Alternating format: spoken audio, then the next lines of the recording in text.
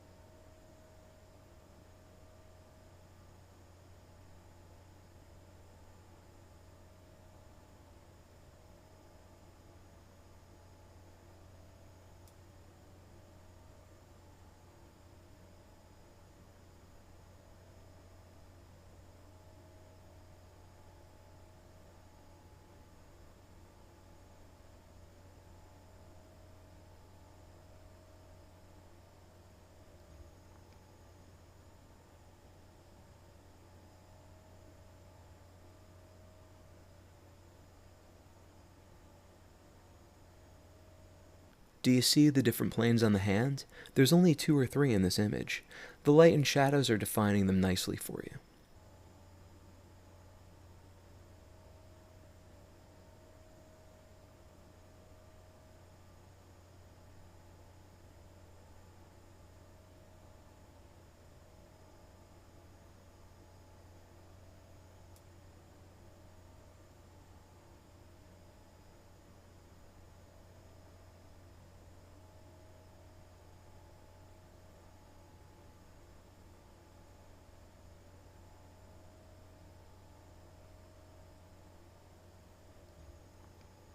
For this first round of shading, it's best to just think of this plane as one shape, rather than trying to put in all the details of the cracks and veins.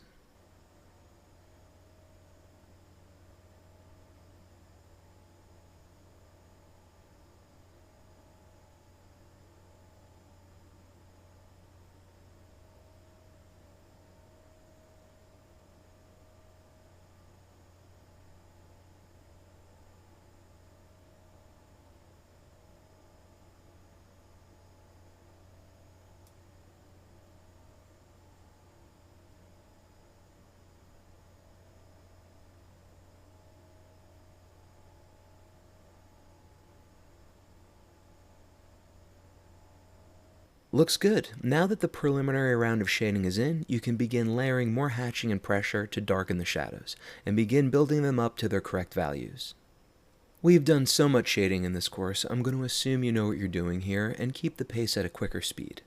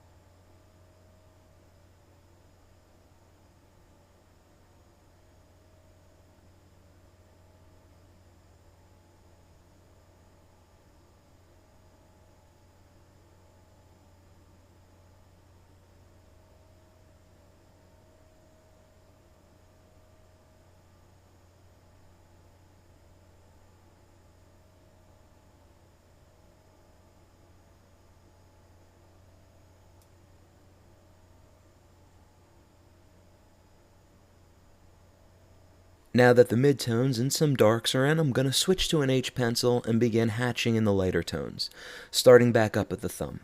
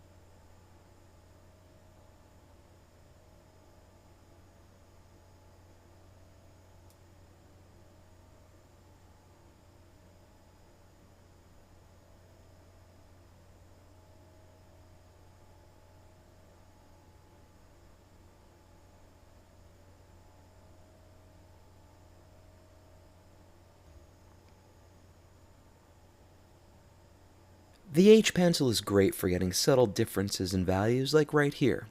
Can you see how this area is slightly darker than this area?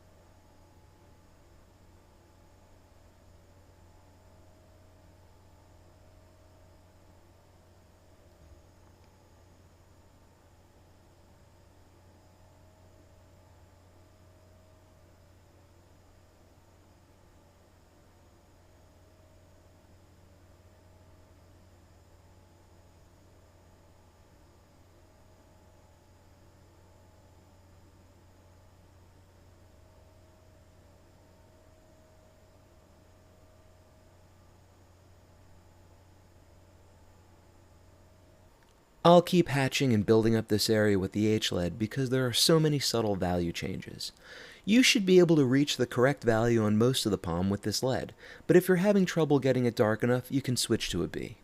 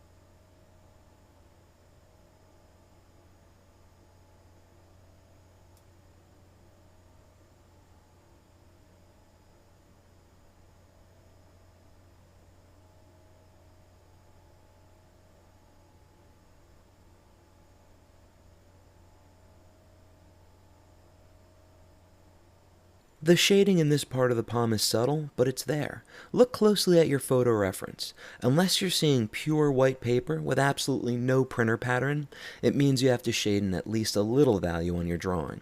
And if you're having trouble keeping your shading light enough with the H-lead, you can always move to a 4H.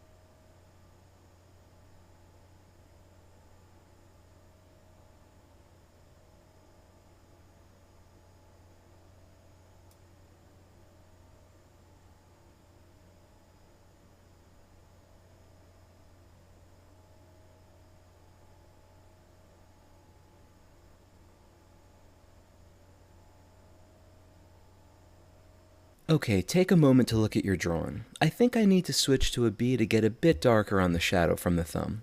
I do my best to try not to go over harder leads with softer leads, but sometimes it's unavoidable.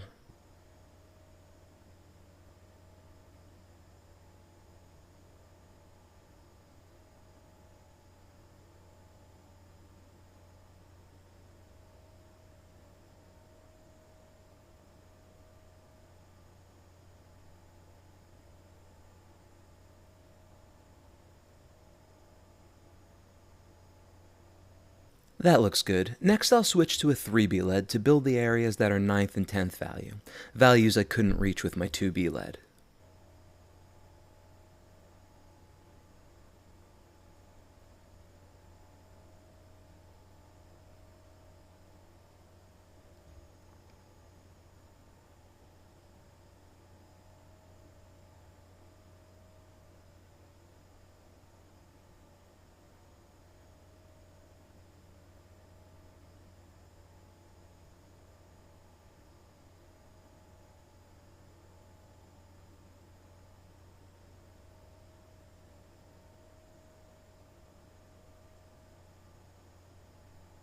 The shadows on this image are very stark, so the transition from shadow to light is abrupt, but those dark shadows need a midtone to help the transition, or it'll appear too graphic, so I'll soften them in with an H lead.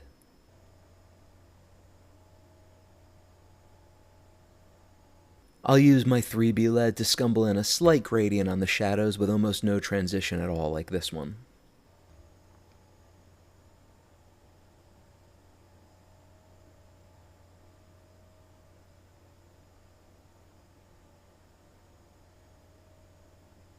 Almost finished. Before I clean up my drawing, I want to go back over my line work with the 2B lead a bit more to really define the edge of the hand. This is your opportunity to put in some more defined highlights with your sharpened eraser if you feel your drawing needs it. I don't think mine does though. Finally, using your rubber eraser, clean up any areas where your shading went outside the line, and you're finished.